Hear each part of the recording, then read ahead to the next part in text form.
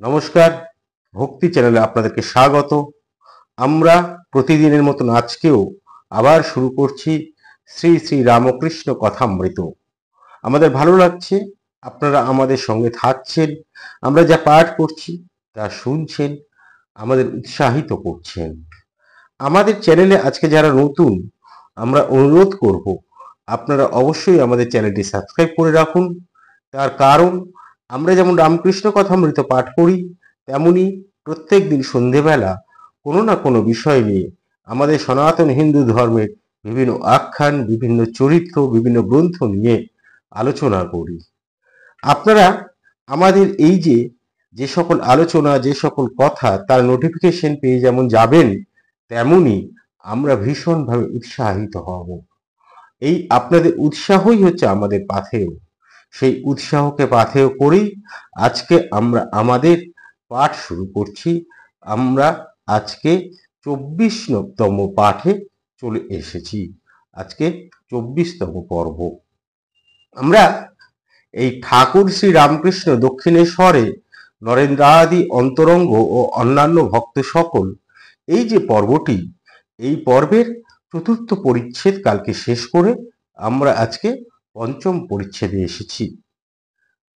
প্রসঙ্গত বলে রাখি, আমরা যখন পাঠ করি তখন এখানে যে সকল চরিত্রের কথা আমরা পাই, ঠাকুরের কাছে যারা আসতেন বা ঠাকুর যাদের কাছে যেতেন, সেই সকল চরিত্রের একটি সংক্ষিপ্ত পরিচয় আমরা দিই।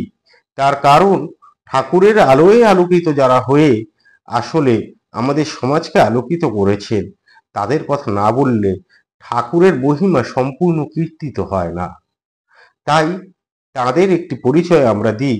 আবার যখন কোনো শব্দ আসে, নতুন ধরনের শব্দ, সেই শব্দগুলির ব্যাখ্যা আমরা যেমন দিই, তেমনি যখন কোনো তত্ত্বকথা আসে, যে তত্ত্বকথা এই কথামৃতে ঠাকুর নিজে থেকে ব্যাখ্যা করেননি, সেই সকল তত্ত্বকথারও ব্যাখ্যা আমরা দিই। ফলে আমাদের পাঠ কখনো কখনো দীর্ঘ হয়ে যায়, কিন্তু আমরা অনুরোধ করব আপনারা শেষ পর্যন্ত থাকুন এবং প্রত্যেকটি শব্দ কিন্তু আমরা উচ্চারণ করি। যখন কোনো গানের কথা আসে তখন গানটি আমরা পুরোটা পড়ে শোনাই। যখন কোনো কবিতা আসে তখন কবিতাটা আমরা পুরোটা পড়ে শোনাই। আমরা কোনো অংশই বাদ দিই না, কারণ বাদ দিলে আমাদের মনে হয়েছে কথামৃত পাঠ, কথামৃত শ্রবণ অসম্পূর্ণ রয়ে যায়। তাই আমরা অনুরোধ করব আপনারা শেষ পর্যন্ত শুনুন। আশা করি শুনলে আপনাদের ভালো লাগবে। আজকে আমরা আর কথা না বাড়িয়ে, ভূমিকা দীর্ঘায়িত না করে চলুন আমরা ঠাকুর শ্রী রামকৃষ্ণ দক্ষিণেশ্বরে নরেন্দ্রাদি অন্তরঙ্গ ও অন্যান্য ভক্ত সঙ্গে এই যে পর্যায়, এই পর্যায়ের পঞ্চম পরিচ্ছেদে প্রবেশ করি। কীর্তনানন্দে নরেন্দ্র প্রভৃতি সঙ্গে নরেন্দ্রকে প্রেমালিঙ্গন। বৈকাল হইয়াছে, নরেন্দ্র গান গাহিতেছে। রাখাল, লাটু, মাস্টার, নরেন্দ্র ব্রাহ্মবন্ধু প্রিয়, হাজরা সকলে আছে। তা বিকেল হয়ে গেছে, নরেন্দ্র গান করছেন।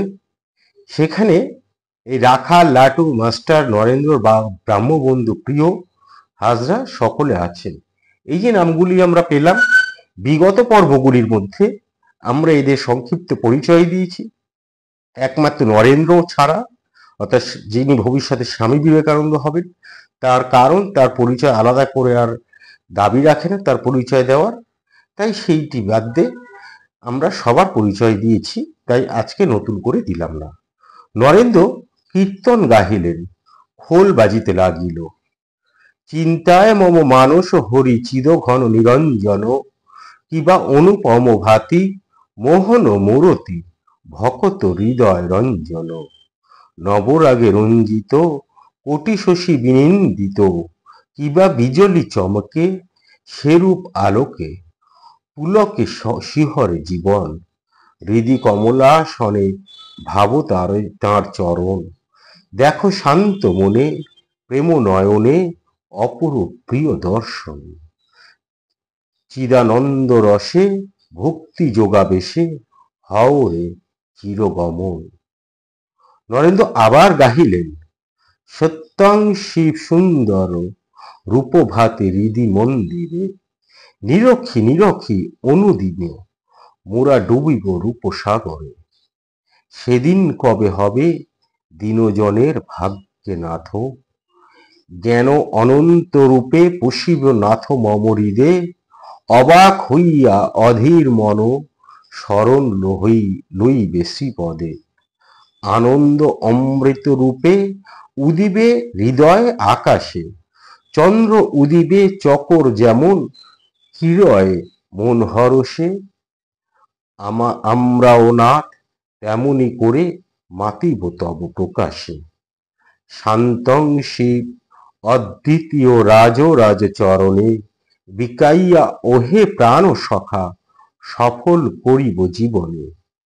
এমন অধিকার কোথা পাবো আর, স্বর্গ ভোগ জীবনে। শুদ্ধম পাপ বিন্ধং রূপ হেরিয়ে নাথ তোমার, আলোক দেখিলে আঁধার যেমন যায় পলায়ে সত্তর, তেমনি নাথ তোমার প্রকাশে পলাইবে পাপ আঁধার।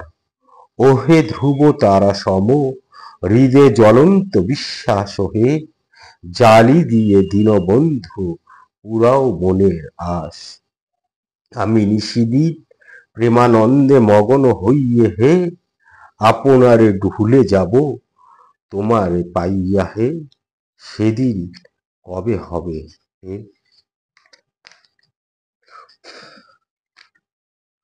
আনন্দ বদনে বল মধুর ব্রহ্ম নাম, নামে উথলিবে সুধা সিন্ধু প্রিয় অবরাম।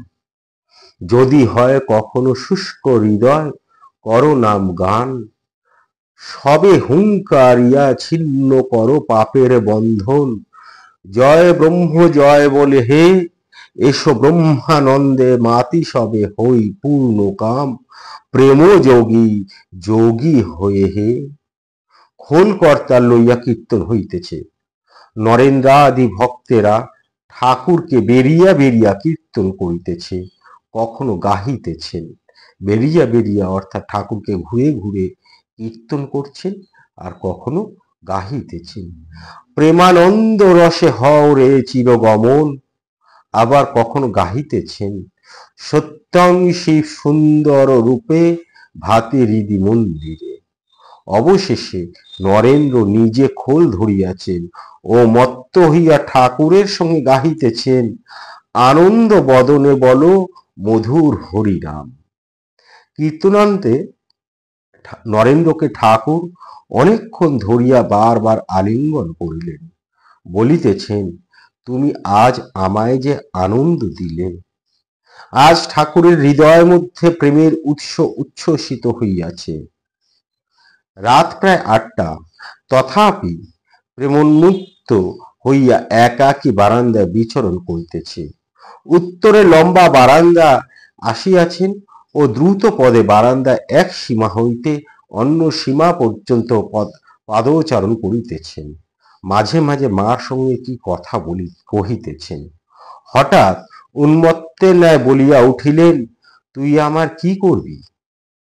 মা যার সহায় তার মায়া কি করিতে পারে, এ কথা কি বলিতেছেন? সত্যিই তাই, মা যার সহায় মায়া তার কি করতে পারে, এই কথাই বলছেন। এই কথাই কি ঠাকুর বলছেন? মাস্টারের মধ্যে এই জিজ্ঞাসা আসে। নরেন্দ্র মাস্টার প্রিয় রাতে থাকিবেন, নরেন্দ্র থাকিবেন, ঠাকুরের আনন্দের সীমা নাই। ঠাকুর তো নরেন্দ্রকে খুব স্নেহ করতেন, এর আগের দিনই বলেছি। আসলে ঠাকুরের ছিল জহুরির চোখ, ঠাকুর সেই জহরকে, সেরা রত্নটিকে চিনতে পেরেছিলেন, তাই নরেন্দ্রকে তিনি অহেতুকী স্নেহ করতেন, একদম মানে নিজের করে রাখতে চাইতেন। এবার নরেন্দ্র রাতের বেলা থাকবেন, এতে কিন্তু ঠাকুর আনন্দিত হলেন। ঠাকুরের আনন্দের অসীম আনন্দ, যে আনন্দের কোনো সীমা নাই। রাত্রিকালীন আহার প্রস্তুত, শ্রী শ্রী মা নহবতে আছেন। রুটি, ছোলার ডাল ইত্যাদি প্রস্তুত করিয়া ভক্তেরা খাইবেন বলিয়া পাঠাইয়াছেন। ভক্তেরা মাঝে মাঝে থাকেন, সুরেন্দ্র মাসে মাসে কিছু খরচ দেন। এই যে ভক্তরা থাকে, এই যে খরচ, এর খরচ সুরেন্দ্র দেন। এই সুরেন্দ্র কথা আমরা আগে জেনেছি, এবং তিনি কিভাবে অর্থ সাহায্য করতেন, রসদ, ঠাকুরের কথায় রসদ যোগান দিতেন, সেটি আমরা জেনেছি। আহার প্রস্তুত। ঠাকুরের ঘরের দক্ষিণ পূর্ব বারান্দায় জায়গা হইতেছে। নরেন্দ্র প্রভৃতিকে স্কুল ও অন্যান্য বিষয় কথা কহিতে নিষেধ। ঘরের পূর্ব দিকের দরজার কাছে নরেন্দ্রাদি গল্প করিতেছেন। নরেন্দ্র: আজকাল ছোকরারা কিরকম দেখছেন? মাস্টার: মন্দ নয়, তবে ধর্মোপদেশ কিছু হয় না। নরেন্দ্র: নিজে যা দেখেছি তাতে বোধহয় সব অধঃপথে যাচ্ছে। বার্সাই, ইয়ার্কি, বাবুয়ানা, স্কুল পালানো, এসব সর্বদা দেখা যায়। এমনকি দেখছি যে কুস্থানও যায়। এই যে মাস্টার স্কুলে পড়ান, এই মাস্টারের সঙ্গে নরেন্দ্র এই সময়কার, মানে সেই সময় তার ছেলেপুলেদের নিয়ে কথা বলছে। এই বার্সাই হচ্ছে একটি সিগারেট কোম্পানি। তা বার্সাই, ইয়ার্কি, বাবুয়ানা, স্কুল পালানো, এসব সর্বদাই দেখা যাচ্ছে। সময়টা কিছু পাল্টে যায়নি, সেই বরাবরই একই রকম। এখন যেমন সে সময় তখন ছিল, সংখ্যাটা এখন বেড়ে গেছে, এবং এখন অধঃপতনটা যেন আরো বেশি হয়েছে। এমনকি দেখছি যে কুস্থানও যায়। কুস্থান বলতে আপনারা বুঝতেই পাচ্ছেন, সেই কামিনী কাঞ্চনের মধ্যে কামিনী যে রিপু, সেই কামরিপুর তাড়নায় যেখানে যায় তাকে কুস্থান বলছে। তা মাস্টার, যখন পড়াশোনা করতাম আমরা তো এরূপ দেখি নাই, শুনি নাই। নরেন্দ্র: আপনি বোধহয় তত মিশতেন না। এমন দেখেছি যে খারাপ লোকে নাম ধরে ডাকে, কখন আলাপ করেছে কে জানে। মাস্টার: কি আশ্চর্য! নরেন্দ্র: আমি জানি অনেকের চরিত্র খারাপ হয়ে গেছে। স্কুলের পক্ষীরাও ও ছেলেদের অভিভাবকেরা এসব বিষয় দেখেন, দেখলে তো ভালো হয়। তা ঈশ্বর কথাই কথা, আত্মনং বা বিজানিত অন্যাং বাচং বিমুচ্যথ, এইরূপ কথাবার্তা চলিতেছে। ঠাকুর শ্রী রামকৃষ্ণ ঘরের ভিতর হইতে তাহাদের কাছে আসিলেন ও হাসিতে হাসিতে বলিতেছেন, কি গো, তোমাদের কি কথা হচ্ছে? নরেন্দ্র বলিলেন, এর সঙ্গে স্কুলের কথাবার্তা হচ্ছিল। ছেলেদের চরিত্র ভালো থাকে না। ঠাকুর একটু ওই সকল কথা শুনিয়া মাস্টারকে গম্ভীরভাবে বলিতেছেন, এসব কথাবার্তা ভালো না। ঈশ্বরের কথা বই, অন্য কথা ভালো না। তুমি এদের চেয়ে বয়সে বড়, বুদ্ধি হয়েছে, তোমার এসব কথা তুলতে দেওয়া উচিত হয়নি, ছিল না। নরেন্দ্রর বয়স তখন 19-20 বছর, আর মাস্টারের 27-28 বছর। তা মাস্টার অপ্রস্তুত। নরেন্দ্রাদি ভক্তগণ চুপ করিয়া রহিলেন। ঠাকুর শ্রী রামকৃষ্ণ দাঁড়াইয়া হাসিতে হাসিতে নরেন্দ্রাদি ভক্তগণকে খাওয়াইতেছেন। ঠাকুরের আজ মহা আনন্দ। নরেন্দ্রাদি ভক্তেরা আহার করিয়া ঠাকুরের ঘরের মেঝেতে বসিয়া বিশ্রাম করিতেছেন ও ঠাকুরের সঙ্গে গল্প করিতেছেন। আনন্দের হাট বসিয়াছে। কথা কহিতে কহিতে নরেন্দ্রকে ঠাকুর বলিতেছে, চিদাকাশে হলো পূর্ণ প্রেমচন্দ্রোদয়, চিদাকাশে হলো পূর্ণ চন্দ্রোদয় হে, এই গানটি একবার গা না। নরেন্দ্র গাহিতে আরম্ভ করলেন। অমনি সঙ্গে সঙ্গে খোল করতাল অন্য ভক্তগণ বাজাইতে লাগিল। চিদাকাশে হলো পূর্ণ প্রেমচন্দ্রোদয় হয়ে, উথলিল প্রেম সিন্ধু কি আনন্দময় হে, জয় দয়াময়, জয় দয়াময়, জয় দয়াময়। চারিদিকে ঝলমল করে ভক্ত গ্রহদল, ভক্ত সঙ্গে ভক্ত সকা লীলা রসময় হে, জয় দয়াময়, জয় দয়াময়, জয় দয়াময়। স্বর্গের দুয়ার খুলি, আনন্দ লহরী তুলি, নববিধান বসন্ত সমীরণ বয়, ছুটে তাহা মন্দ মন্দ লীলা রস প্রেম গন্ধ। ঘ্রাণে যোগী বৃন্দ যোগানন্দে মত্ত হয় হে, জয় দয়াময়, জয় দয়াময়, জয় দয়াময়। ভবসিন্ধু জলে বিধান কমলে আনন্দময়ী বিরাজে, আবেশে আকুল ভক্ত অলিকুল, পিয়ে সুধা তার মাঝে। দেখো দেখো মায়ের প্রসন্ন বদন, চিত্ত বিনোদন ভুবন ময়ন, মোহন পদতলে দলে দলে সাধুগণ নাচে গায়, প্রেমে লইয়ে মগন। কিবা অপরূপ, আহা মরি মরি, জুড়াইলে প্রাণ দর্শন করি। প্রেমদাসে বলে সবে পায়ে ধরি, গাও ভাই মায়ের জয়। কীর্তন করিতে করিতে ঠাকুর শ্রীরামকৃষ্ণ নৃত্য করিতেছে, ভক্তেরাও তাহাকে বেরিয়া নৃত্য করিতেছে। কীর্তনান্তে ঠাকুর উত্তর পূর্ব বারান্দায় বেড়াইতেছেন। হাজরা মহাশয় বারান্দার উত্তরাংশে বসিয়া আছেন। ঠাকুর সেখানে গিয়া বসিলেন। মাস্টার সেইখানে বসিয়া আছেন ও হাজরার সঙ্গে কথা কহিতেছেন। ঠাকুর একটি ভক্তকে জিজ্ঞাসা করিলেন, তুমি স্বপ্ন টপ্ন দেখো? ভক্ত, দেখুন, একটি আশ্চর্য স্বপ্নের কথা বলছেন এখন ভক্ত, আর ঠাকুর সেই তার স্বপ্নের কথা শুনে কেমন ভাবে রোমাঞ্চিত হচ্ছেন। এটি মন যদি অনেক উদার না হয় এবং ভক্তের সঙ্গে যদি তার মনোসংযোগ না থাকে, তাহলে এরকম রোমাঞ্চিত হওয়া যায় না। সেই স্বপ্নটি কথা ভক্ত বলছেন, একটি আশ্চর্য স্বপ্ন দেখেছি। এই জগৎ জলে জল, অনন্ত জলরাশি, কয়েকখানা নৌকো ভাসিতেছিল। হঠাৎ জলোচ্ছ্বাসে ডুবে গেল। আমি আর কয়টি লোক জাহাজে উঠেছি। এমন সময় সেই অকুল সমুদ্রের উপর দিয়ে এক ব্রাহ্মণ চলে যাচ্ছেন। আমি জিজ্ঞাসা করলাম, আপনি কেমন করে যাচ্ছেন? ব্রাহ্মণটি একটু হেসে বললেন, এখানে কোনো কষ্ট নাই, জলের নিচ বরাবর সাঁকো আছে। জিজ্ঞাসা করলাম, আপনি কোথায় যাচ্ছেন? তিনি বললেন, ভবানীপুর যাচ্ছি।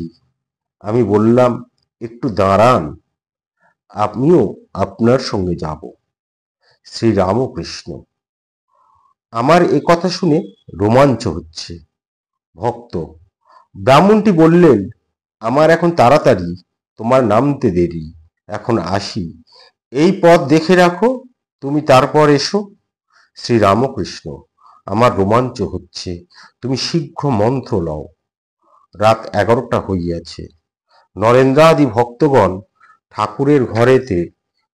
ঠাকুরের ঘরের মেঝেতে বিছানা করিয়া শয়ন করিলেন। অর্থাৎ রাত্রি কেটে গেল, এরপর ভোর আসছে। তার পরদিন কি হয় দেখুন। আমরা আজকে এই যে পরিচ্ছেদ, পঞ্চম পরিচ্ছেদ, পুরোটাই শেষ করব এবং টানা পড়ে যাব। মাঝে কোনো যেহেতু ব্যাখ্যার খুব একটা প্রয়োজন নেই, কারোর পরিচয় দেওয়ার প্রয়োজন খুব একটা হবে বলে মনে হয় না, তাই আমরা এটি টানা পড়তে পারবো এবং আপনারা শুনে তার রস গ্রহণ করার চেষ্টা করুন। রাতের বেলা তারা শয়ন করলেন। নিদ্রাভঙ্গের পরে ভক্তেরা কেউ কেউ দেখিতেছেন যে প্রভাত হইয়াছে। 17ই অক্টোবর 1882, মঙ্গলবার, পয়লা কার্তিক, শুক্লা পঞ্চমী। মাস্টার যখনই লিখেছেন প্রত্যেকটি দিনেরও উল্লেখ করে দিয়েছেন। এর ফলে যেটা হয় সেটা হচ্ছে সেই সময়টাতে আমরা বুঝতে পারি, সেই সময়টা আমরা পৌঁছে যেতে পারি। একটি চিত্র, পরিষ্কার ছবি হয়ে সেই সময়টা, সেই দিনটা আমাদের কাছে ধরা দেয়। তা শ্রীরামকৃষ্ণ বালকের ন্যায় দিগম্বর ঠাকুরের নাম করিতে করিতে ঘরে বেড়াইতেছেন। কখনো গঙ্গা দর্শন, কখনো ঠাকুরদের ছবির কাছে গিয়া প্রণাম, কখনো মধুর স্বরে নামকীর্তন, কখনো বলিতেছেন বেদ, পুরাণ, তন্ত্র, গীতা, গায়ত্রী, ভাগবত, ভক্ত, ভগবান। গীতা উদ্দেশ্য করিয়া অনেকবার বলিতেছেন ত্যাগী ত্যাগী ত্যাগী। আসলে গীতা তো আমাদের তাই শেখায় যে গীতাকে যদি আপনি উল্টে দেন তাহলে হবে ত্যাগী ত্যাগী ত্যাগী ত্যাগী ত্যাগী ত্যাগী। তা গীতা যদি পরপর কোনো মানে গীতা যদি কোনো পরপর বিশ্রাম না দিয়ে গীতা গীতা গীতা গীতা উচ্চারণ করি, তাহলে একটা সময় তা গিয়ে দাঁড়িয়ে যাবে, শুনতে মনে হবে ত্যাগী ত্যাগী ত্যাগী ত্যাগী বলা হচ্ছে। গীতার হচ্ছে এই মূল বাণী, যা বিদ্যাসাগরের সঙ্গে যখন ঠাকুরের দেখা হয়েছিল, সেখানে ঠাকুর এর একটি সুন্দর বিশ্লেষণ করেছেন। সেই ঠাকুর সে ভোরবেলা বলছেন, গীতা উদ্দেশ্য করিয়া অনেকবার বলিতেছেন, ত্যাগী ত্যাগী ত্যাগী। কখনো বা তুমি ব্রহ্ম, তুমি শক্তি, তুমি পুরুষ, তুমি প্রকৃতি, তুমি বিরাট, তুমি সরাট, তুমি নিত্য, তুমি লীলাময়ী, তুমি চতুর্বিংশতি তত্ত্ব। এদিকে এই চতুর্বিংশতি তত্ত্ব এটি নিয়ে আমরা এই মুহূর্তে আলোচনা করছি না। আমরা সান্ধ্যকালীন যে পর্ব করি, সেখানে কখনো আমরা এই চতুর্বিংশতি পর্বটি নিয়ে কথা বলবো, আপনারা তত্ত্ব নিয়ে কথা বলবো, আপনারা অবশ্যই জেনে যেতে পারবেন। এদিকে কালী মন্দিরে ও রাধাকান্তের মন্দিরে মঙ্গল আরতি হইতেছে ও 7 ঘণ্টা বাজিতেছে। ভক্তেরা উঠিয়া দেখিতেছেন, কালীবাড়িতে পুষ্পোদ্যানে ঠাকুরদের পূজার্থ পুষ্পচয়ন আরম্ভ হইয়াছে ও প্রভাতী রাগের লহরী উঠাইয়া নহবত বাজিতেছে। নরেন্দ্রাদি ভক্তগণ প্রাপ্তকীর্ত সমাপন করিয়া ঠাকুরের কাছে আসিয়া উপস্থিত হইলেন। ঠাকুর হাস্যমুখ উত্তর পূর্ব বারান্দার পশ্চিমাংশে দাঁড়াইয়া আছেন। নরেন্দ্র, পঞ্চবটিতে কয়েকজন নানকপন্থী সাধু বসিয়া আছে দেখলাম। শ্রীরামকৃষ্ণ, হ্যাঁ, তারা কাল এসেছিল। নরেন্দ্রকে, তোমরা সকলে একসঙ্গে মাদুরে বসো, আমি দেখি। এই যে এখানে নানকপন্থী সাধুদের কথা বলা হচ্ছে, একটু বলে দিই, এই নানকপন্থী সাধু বলতে কিন্তু গুরু নানকের আদর্শকে যারা অনুসরণ করে সেই সাধুদের বোঝানো হয়েছে। যারা শিখ ধর্মের অনুসারী হলেও শিখ হিসেবে কিন্তু এরা চিহ্নিত না, তারা নানকপন্থী বা নানক শাহী নামে পরিচিত। গুরু নানক ছিলেন শিখ ধর্মের প্রতিষ্ঠাতা, যিনি ঈশ্বরের একাত্মবাদ ও সকল মানুষের সমতার শিক্ষা প্রচার করেছিলেন। তা নানকপন্থী যারা, এই নানকপন্থী সাধুরা শিখ ধর্মের অনুসারী হলেও নিজেদেরকে কিন্তু শিখ বলেন না। তারা গুরু নানকের শিক্ষা ও আদর্শকে অনুসরণ করে, কিন্তু শিখ ধর্মের যে অনুশাসন আছে তা তারা কখনো মেনে চলেন না। শিখ ধর্মে যে সকল আনুষ্ঠানিক অনুষ্ঠান, যেমন গুরুমুখী মন্ত্র পাঠ, এগুলো কিন্তু তারা কখনোই অনুসরণ করে না। এই নানকপন্থী যে সাধু, তাদের মধ্যে পাঞ্জাবি ও সিন্ধি এই দুই সম্প্রদায়ের মানুষজন কি দেখা যায়, যারা, আবারও বলি, যারা গুরু নানকের শিক্ষা ও আদর্শকেই অনুসরণ করে। এর বাইরে শিখেদের আর যে সকল আচার প্রথা পদ্ধতি আছে সেগুলি তারা মেনে চলে না। তাই সেই নানকপন্থী সাধু বসে আছে সেই পঞ্চবটিতে, নরেন্দ্র দেখে এসেছেন। আর শ্রীরামকৃষ্ণ তখন বলছেন, হ্যাঁ, কাল তারা এসেছে। নরেন্দ্রকে, তোমরা সকলে একসঙ্গে মাদুরে বসো, আমি দেখি। ভক্তেরা সকলে মাদুরে বসিলে ঠাকুর আনন্দে দেখিতে লাগিলেন ও তাহাদের সহিত গল্প করিতে লাগিলেন। নরেন্দ্র সাধনের কথা তুলিলেন।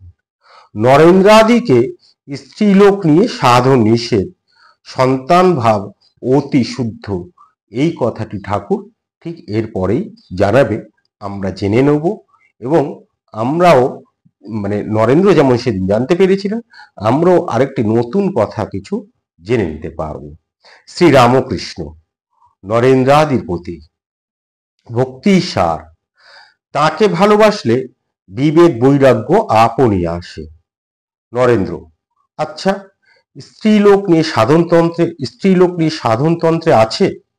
শ্রীরামকৃষ্ণ, ওসব পথ ভালো নয়, বড় কঠিন, আর পতন প্রায়ই হয়। বীরভাবে সাধন, দাসীভাবে সাধন, আর মাতৃভাবে সাধন, এগুলি আমরা এর আগের পর্বে আলোচনা করেছি। বীরভাবে সাধন কোনটি, দাসীভাবে সাধন কোনটি, আর মাতৃভাবে সাধন কোনটি, সন্তানভাবে সাধন কোনটি, আমরা এগুলি প্রত্যেকটাই এর আগে এইগুলির সঙ্গে পরিচিত হয়েছি।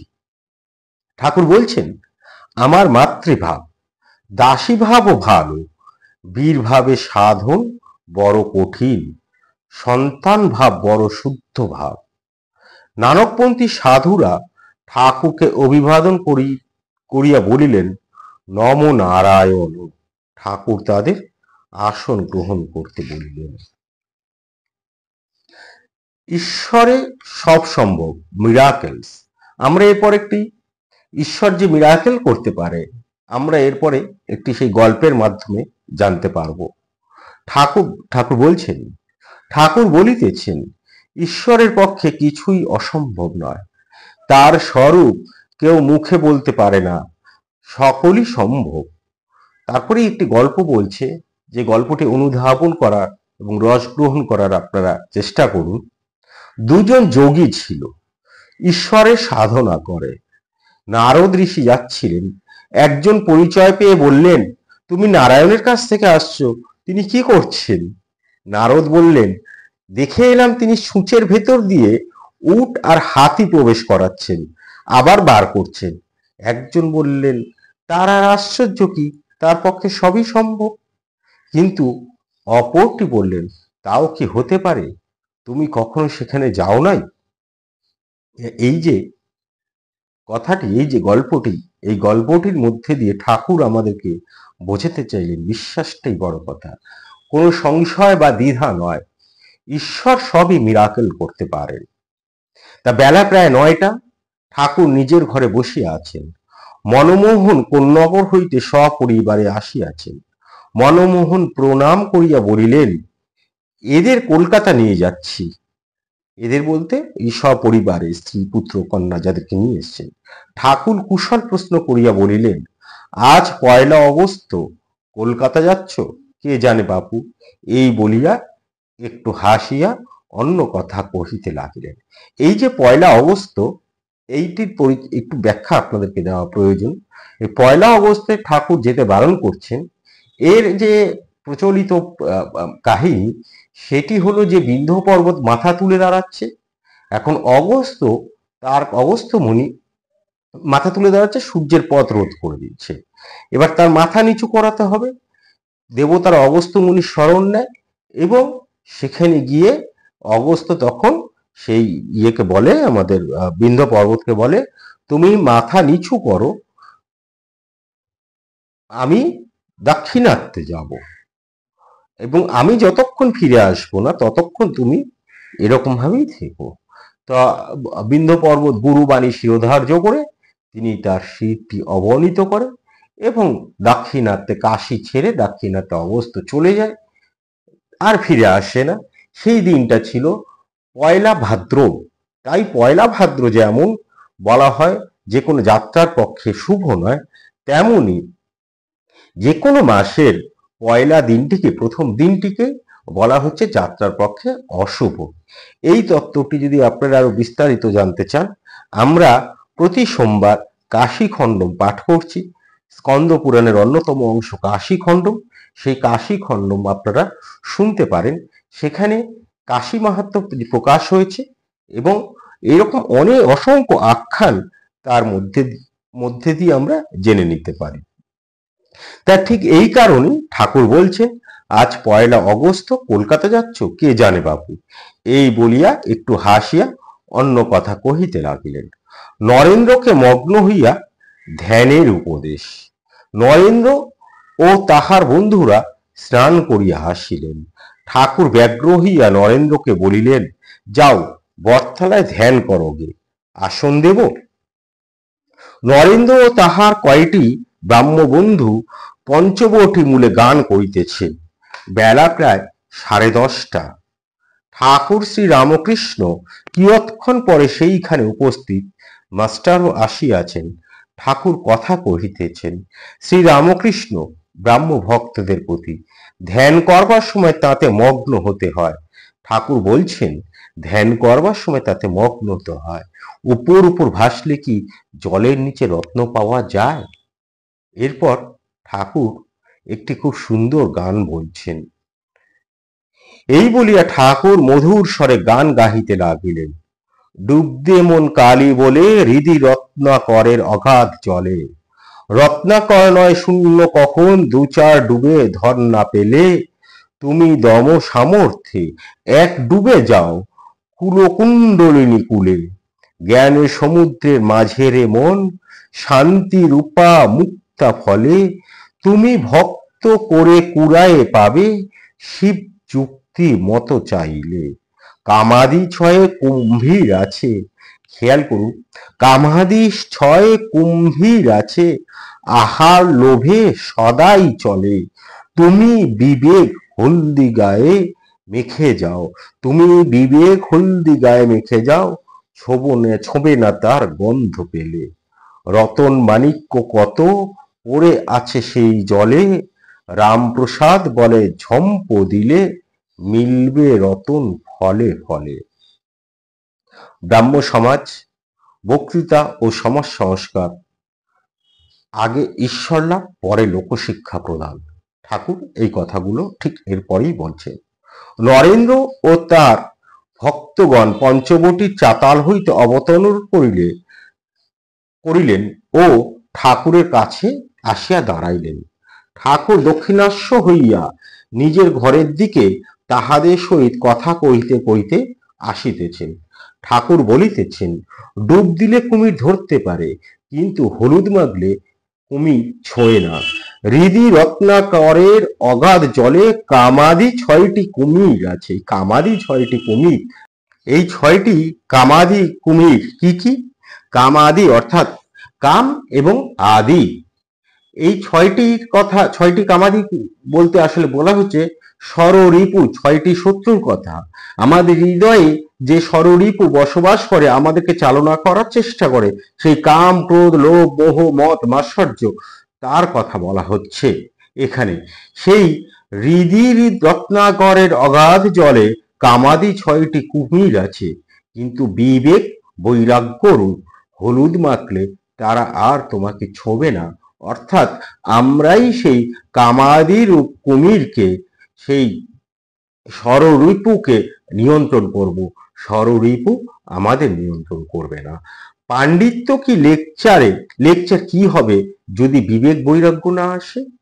ঠিকই তো, পাণ্ডিত্য বা লেকচার কি হবে যদি বিবেক বৈরাগ্য না আসে? ঈশ্বর সত্য আর সব অনিত্য, তিনিই বস্তু আর সব অবস্তু, এর নাম বিবেক। তাকে, তাহলে বিবেক কাকে বলা হচ্ছে? বিবেক খুব সহজভাবে ঠাকুর বলে দিচ্ছেন যে বিবেক হচ্ছে ঈশ্বর সত্য আর সব অনিত্য, কিন্তু তিনি বস্তু আর সব অবস্তু, এরই নাম হচ্ছে বিবেক। তাকে হৃদয় মন্দিরে আগে প্রতিষ্ঠা করো, বক্তৃতা লেকচার তারপর ইচ্ছা হয়তো করো। শুধু ব্রহ্ম ব্রহ্ম করলে কি হবে যদি বিবেক বৈরাগ্য না থাকে? ও তো ফাঁকা শঙ্খধ্বনি। তারপরেই এই ফাঁকা শঙ্খধ্বনি কাকে বলে সেই নিয়ে ঠাকুর একটি সুন্দর গল্প বলছেন। আপনারা শুনুন, গল্পটির রস নেওয়ার চেষ্টা করুন, ভালো লাগবে, শুনুন। তা এক গ্রামে পদ্মলোচন বলে একটি ছোকরা ছিল। লোকে তাকে, যেহেতু পদ্মলোচন নাম, লোকে তাকে পদ বলে ডাকত। গ্রামে একটি পুরো মন্দির ছিল, ভিতরে ঠাকুর বিগ্রহ নাই। মন্দিরের গায়ে অশ্বত্থ গাছ, অন্যান্য গাছপালারও হয়েছে। মন্দিরের ভিতরে চামচিকা বাসা করেছে, মেঝেতে ধুলা ও চামচিকার বিষ্ঠা। মন্দিরে লোকজনের আর যাতায়াত নাই। একদিন সন্ধ্যার কিছু পরে গ্রামের লোকেরা শঙ্খধ্বনি শুনতে পেল। মন্দিরের দিক থেকে শাঁখ বাজছে ভোঁ ভোঁ করে। গ্রামের লোকেরা মনে করলে হয়তো ঠাকুর প্রতিষ্ঠা কেউ করেছে। সন্ধ্যার পর আরতি হচ্ছে। ছেলে বুড়ো পুরুষ মেয়ে সকলে দৌড়ে দৌড়ে মন্দিরের সম্মুখে গিয়ে উপস্থিত। ঠাকুর দর্শন করবে আর আরতি দেখবে। তাদের মধ্যে একজন মন্দিরের দ্বার আস্তে আস্তে খুলে দেখে পদ্মলোচন একপাশে দাঁড়িয়ে ভোঁ ভোঁ শাঁখ বাজাচ্ছে। ঠাকুর প্রতিষ্ঠা হয় নাই, মন্দির মার্জনা হয় নাই, চামচিকার বিষ্ঠা রয়েছে।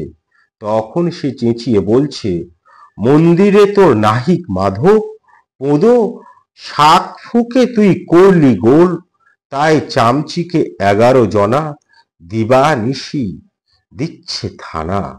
ভালো করে শুনুন, তাই চামচিকে 11 জনা দিবা নিশি দিচ্ছে থানা। যদি হৃদয় মন্দিরে মাধব প্রতিষ্ঠা করতে চাও, যদি ভগবান লাভ করতে চাও, যদি ভোঁ ভোঁ করে শাক ফুকলে কি হবে? যদি আমরা আমাদের হৃদয় মন্দিরে মাধব প্রতিষ্ঠা করতে চাই, যদি ভগবান লাভ করতে চাই, তাহলে শুধু ভোঁ ভোঁ করে শাক ফুকলে হবে না। আগে প্রয়োজন চিত্ত শুদ্ধি। মন শুদ্ধ হলে ভগবান পবিত্র আসনে একা এসে বসবেন। চামচিকার বিষ্ঠা থাকলে মাধবকে আনা যায় না। ওই যে বলছেন এরপরেই, তাই চামচিকে 11 জনার দিবানিশি দিচ্ছে থানা। সেই 11 জন চামচিকে 11 ইন্দ্রিয়, 5 জ্ঞানেন্দ্রিয়, 5 কর্মেন্দ্রিয় আর মন। আগে মাধব প্রতিষ্ঠা, তারপর ইচ্ছা হয়ে বক্তৃতা লেকচার দাও। তো এই যে এখানে 5 জ্ঞানেন্দ্রিয়, 5 কর্মেন্দ্রিয় আর মন, এই 11 কথা বলা হচ্ছে। সেই 5 জ্ঞানেন্দ্রিয় কি কি? চক্ষু, কর্ণ, নাসিকা, জিহ্বা, ত্বক আর কর্মেন্দ্রিয়। এই 5 কর্মেন্দ্রিয় যা আমাদের এই দেহের বিভিন্ন কাজ করে, সেটি কি? হস্ত, পদ, বাক, বায়ু, উপস্থ। উপস্থ বলতে জননেন্দ্রিয়, যার দ্বারা আমরা জনন প্রক্রিয়া চালাই। পায়ু, বাক, যার দ্বারা আমরা ত্যাগ করি। বাক আমাদের ভাষা। পদ আর হস্ত আশা করি বলতে হবে না। তা এই 5টি হচ্ছে আমাদের কর্মেন্দ্রিয়। সেই ঠাকুর বলছেন যে আগে মাধব প্রতিষ্ঠা করো, তারপর ইচ্ছা হও বক্তৃতা লেকচার দাও। আগে ডুব দাও, ডুব দিয়ে রত্ন তোলো, তারপর অন্য কাজ। কেউ ডুব দিতে চায় না। সাধন নাই, ভজন নাই, বিবেক বৈরাগ্য নাই, 2-4টে কথা শুনেই শিখেই অমনি লেকচার।